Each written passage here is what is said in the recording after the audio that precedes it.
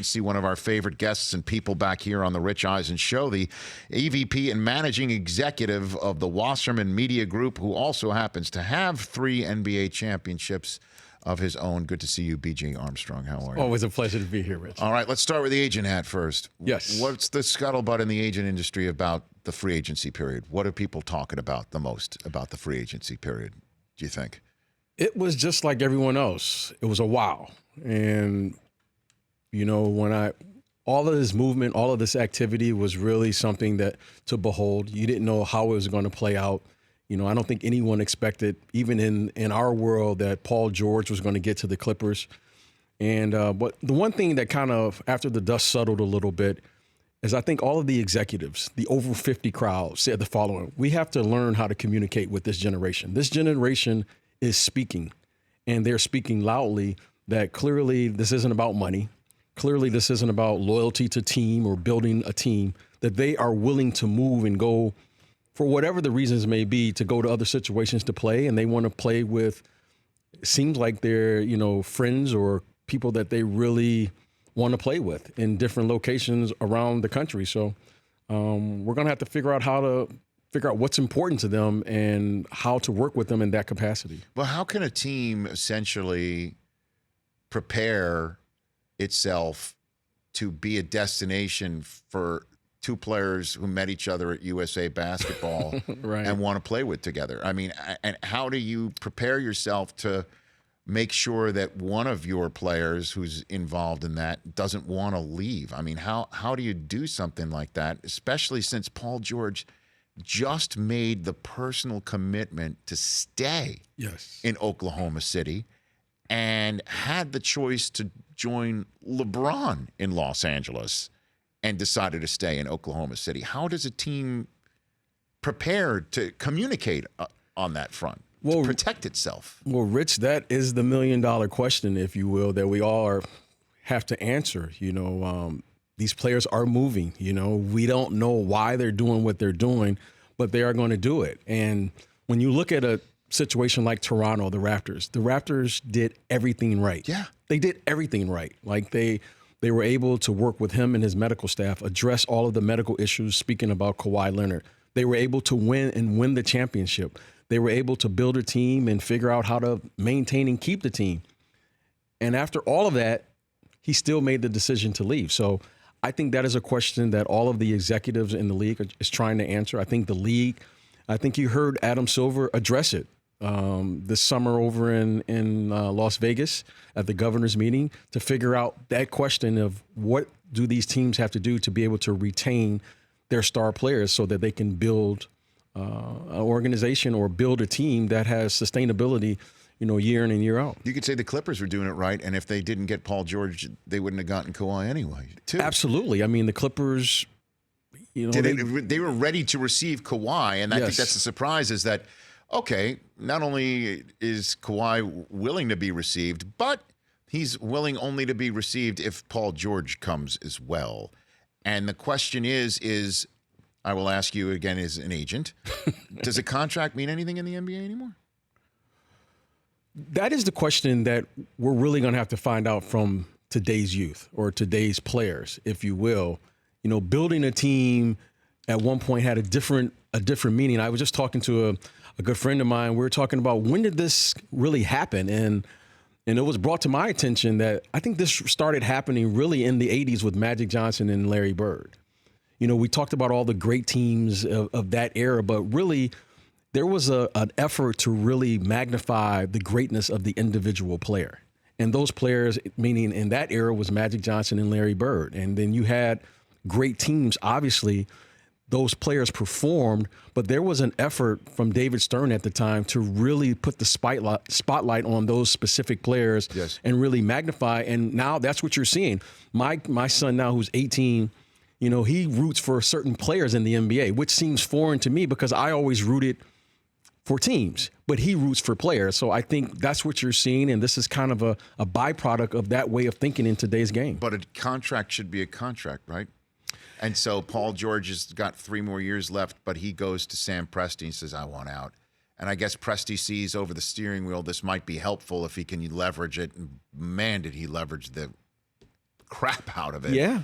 And then continued on with that. So I guess just again, is a contract when you negotiate it and sign it and get it done for a client, do you think in the back of your head that this isn't really an ironclad deal? Well, what you're seeing is you're seeing these teams realize that they don't want to be on the other end of that and lose a player for nothing. That's what you're seeing. So you have Paul George. Paul George has made it, he's made you aware that he doesn't want to be here. He wants to go.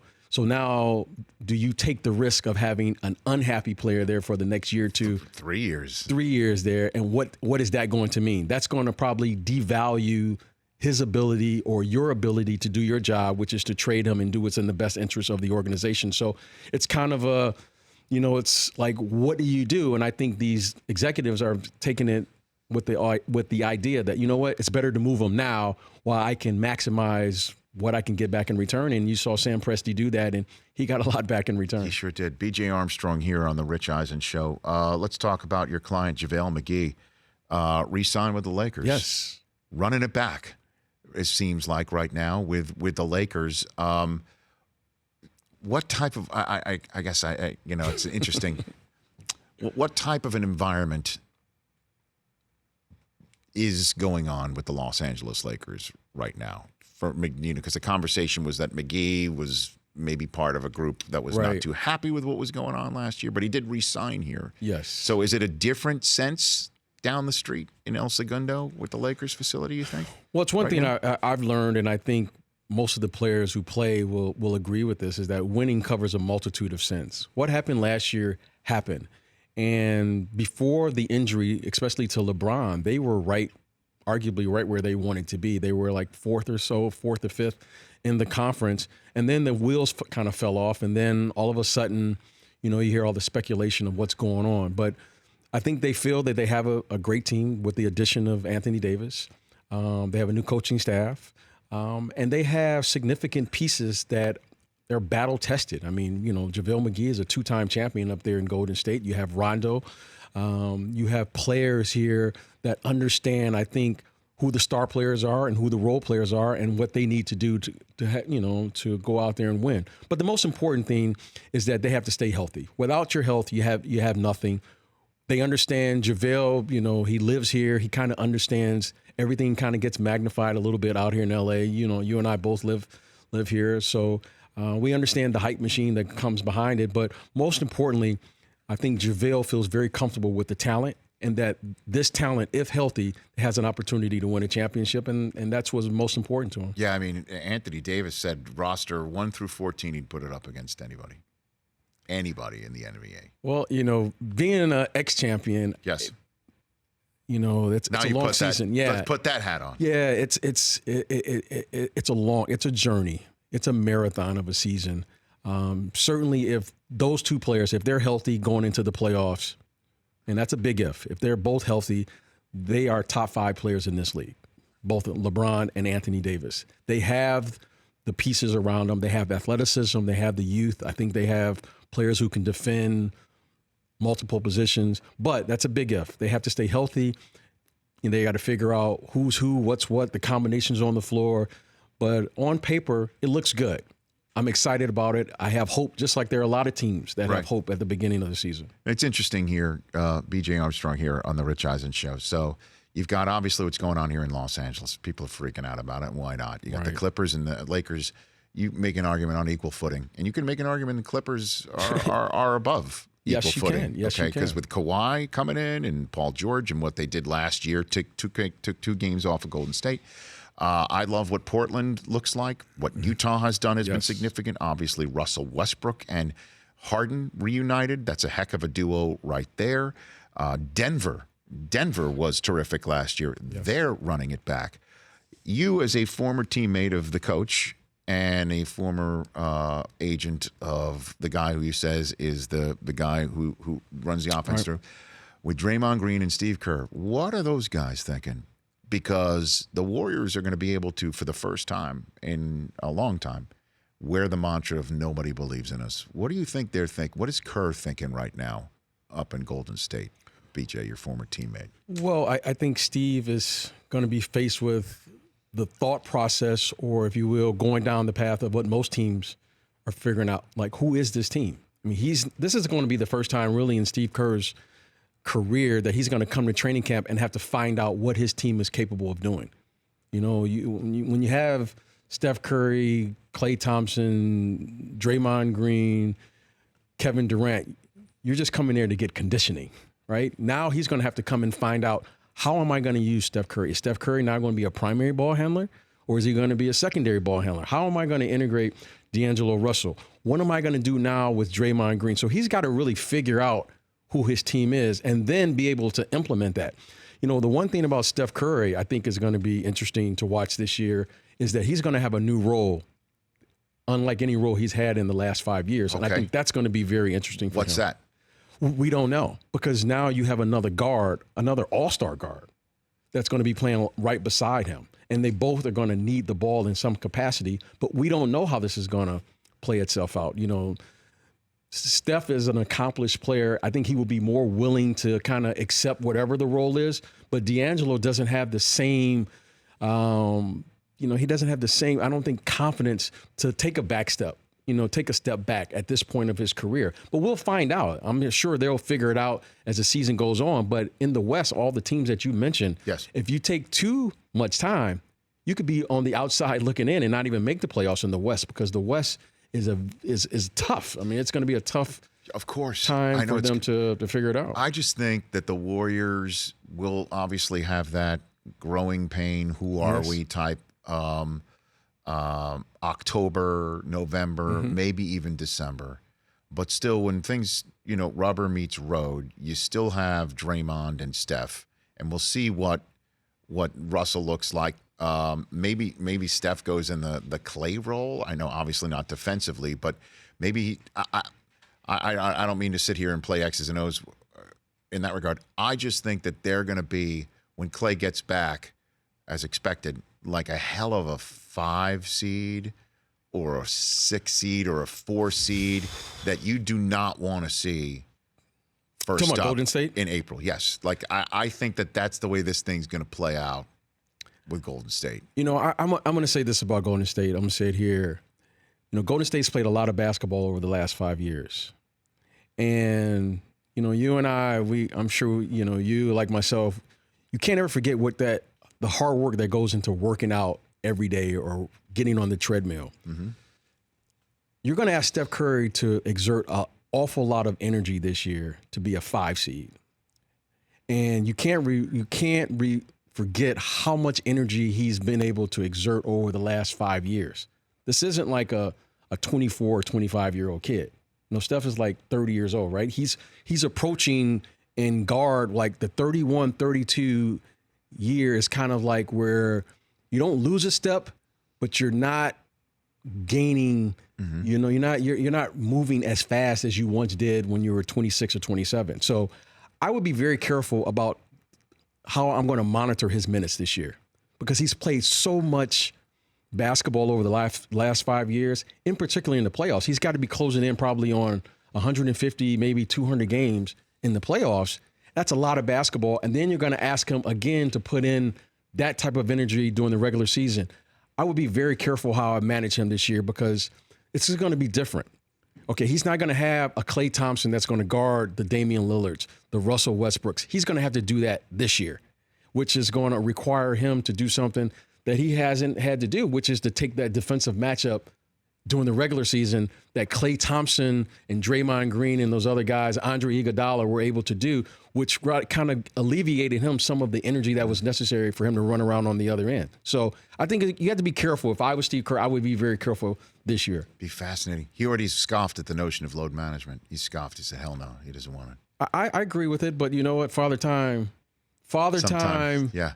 hasn't undefeated, lost. Right? He's undefeated. He's not going to lose. All right, and I know you've always said, hey, let's talk about whatever you want, and you've been great. And I know this might be touching on a little bit of Fight Club here, but what's Jordan thinking in Charlotte? He just lost Kemba Walker. I mean, he's Michael Jordan. Like, yes. Who wouldn't want to play for Michael Jordan? At least maybe that's my mindset right here. Is he? How's he doing as an owner?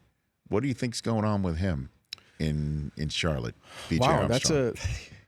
that's a friend. So I have know to, that. and he's a close friend. I understand it from two perspectives here. As an owner, how's he doing? He's doing fabulous. He's doing fabulous as an owner. When you look at that franchise, where it's going, the value of these franchises, and when I look at the business of the NBA is pretty good. Now we're talking about the sports, and we're talking about the fan part of it. And I think we're all referring to, and what you're referring to is the Kemba Walker decision. Yeah. And how does that play itself out? Well, I think it plays itself out from this perspective. Kemba Walker is a terrific player. He's a terrific player. And when I was an executive, I had to make a decision. What did I value, and how did I evaluate what we determined as a max player? Yes. And I determined that a max player, if I was ever a general manager, was going to look like this. He was going to either fill the seats or he was going to win games. Okay, so he was going to be Vince Carter, Allen Iverson, where people were going to pay to see, or he was going to be Tim Duncan. If you were lucky, he was Michael Jordan or Kobe Bryant or LeBron James, because he does both. And that was my criteria of what I used to say, that's what I would consider a max player if I was an executive. Now, when I look at Kemba Walker, he is a terrific player. I love him. He's one of my favorite because he's little. I was a little guy. He scores a lot of points. The fact remains is that Kemba Walker alone can't carry a franchise like a Tim Duncan could, or a player of that magnitude, where you just, you know what? That player alone is going to get you to the playoffs. And you think this is the process that Jordan utilized? I'm not saying this is, I don't know, but Okay. I'm just, and then when I look at it, I go, okay, if you're a player and you Vince Carter, Vince Sanity, Allen Iverson, those players were like, when you watch those, Steph Curry is just a fun player to watch. Okay. And I'm not saying that Kemba Walker isn't a fun player, but he doesn't have the same attraction to the game. I know exactly as some of those other players. So I think you have to look at the business, because it is a business. And this is no knock against Kemba Walker. I love him. I think he's going to be a terrific fit there in Boston. But Kemba Walker alone, there in Charlotte, a max player, and you're not making the playoffs, I think that's something you have to consider. If I put my other hat on to say, try to see both sides of the picture, and then you make a decision. Now, I don't know the decision. I didn't talk to anyone there in Charlotte, but just answering the question is, I think basketball-wise, that's a great fit for Kemba Walker. I think he will benefit from playing with the players he's going to play with. I think he will benefit from the system. But again, him alone, I think will be tough. I think it's going to be tough in how to build a team I hear you. with the small players. So I think that had to play a part of it. I don't know if it's right or wrong, but I think in the end, it worked itself out, and I think it's going to be the best thing for him moving forward. But not making the playoffs has got to be driving him nuts. It's got to be. And I think here, if you look at the team now that they have, there probably will be one of the favorites, if not the favorite, coming out of the Eastern Conference. So I think it's a great fit for him. And I mean, Jordan, got to be Jordan driving Jordan nuts, not making the playoffs. Well, he's got to be an owner now. I think if we're talking about Jordan the player, yes. Jordan the owner, that's another conversation. And like I said, the business of basketball is good in the NBA right now. For more of The Rich Eisen Show, tune to Audience Channel 239 on DirecTV for free on BR Live, or download the Rich Eisen Show app.